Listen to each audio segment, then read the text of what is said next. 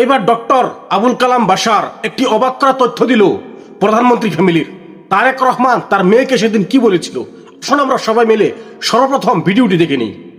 তারেক জিয়া বসা, তার পাশে তার মেয়ে বসা, ওই পাশে তার বউ বসা।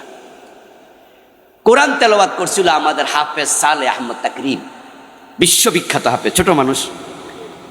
যখন কোরআন তেলাওয়াত শুরু করছে তখন দেখলাম যে আমাদের তারেক জিয়ার ওয়াইফ ডাক্তার জোবায়দা, উনি তারেক জিয়াকে কানে কানে কিছু একটা যেন বলছে।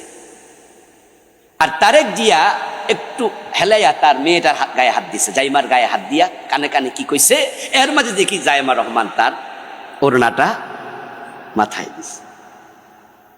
অর্থাৎ কোরআন তেলাওয়াত কালে মেয়ের মাথায় ওড়না ছিল না, কিন্তু তার মা জোবায়দা সবসময় ওড়না পড়ে।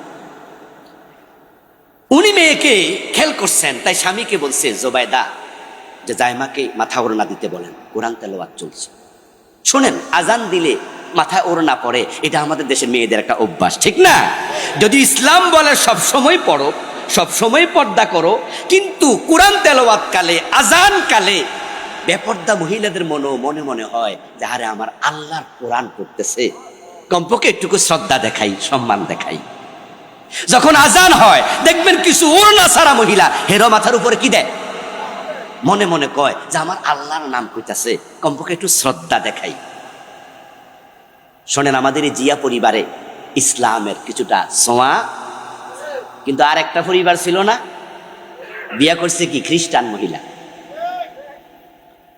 ওগুলো ইসলামের কিছু ছিল না তাদের মাঝে। এজন্যই তো তারা ইসলামকে দেশ থেকে শেষ করার জন্য 15 বছর আলেমদের বুকের মাঝে গুলি চালাইছে, হেফাজতে মেসাকার করেছে, আলেমদের ফাঁসির মঞ্চে নিয়েছে, জেলে দিছে, সুযোগ পাইছে ইসলাম ঠেঙ্গাইছে। আসসালামু আলাইকুম সম্মানিত দর্শক মণ্ডলী, আপনারা সম্পূর্ণ ভিডিওটি দেখলেন যে ডক্টর আবুল কালাম বাশার কি বলেছে। প্রধানমন্ত্রী ফ্যামিলি সম্পর্কে তিনি একটি অবাক করা তথ্য দিয়েছে। প্রায় দেশের মধ্যেই প্রধানমন্ত্রী, মুসলিম প্রধানমন্ত্রী আছে, গণতন্ত্র আছে, কিন্তু এই শিক্ষাটা বিশাল বড় শিক্ষা। এই সম্পর্কে মানুষকে দাওয়াত দেওয়া আর তাদের মধ্যে এই ইসলামিক বৈশিষ্ট্য বিদ্যমান থাকা একটি অসাধারণ কাজ। আসলে এরকম আদর্শবান, ইসলামিক আদর্শবান ফ্যামিলি তৈরি করতে হবে সকল ঘরে, বাড়িয়ে, গ্রামে গঞ্জে, সকল জায়গায়। মেয়েদেরকে শিক্ষা দিতে হবে পর্দা করার জন্য, মেয়েদেরকে উৎসাহিত করতে হবে পর্দা করার জন্য। সে প্রধানমন্ত্রীর মেয়ে হোক, সে এমপির মেয়ে হোক, সে ডিসির মেয়ে হোক, সে পুলিশ অফিসারের মেয়ে হোক, সবাইকে ইসলামী আদর্শ শেখাতে হবে, পর্দা করা শেখাতে হবে। আর এটাই প্রধানমন্ত্রীর স্ত্রী তার মেয়েকে শিক্ষা দিয়েছে যে পর্দা করো। শুধু এই ক্ষেত্রে নয়, সকল ক্ষেত্রেই পর্দা করতে হবে।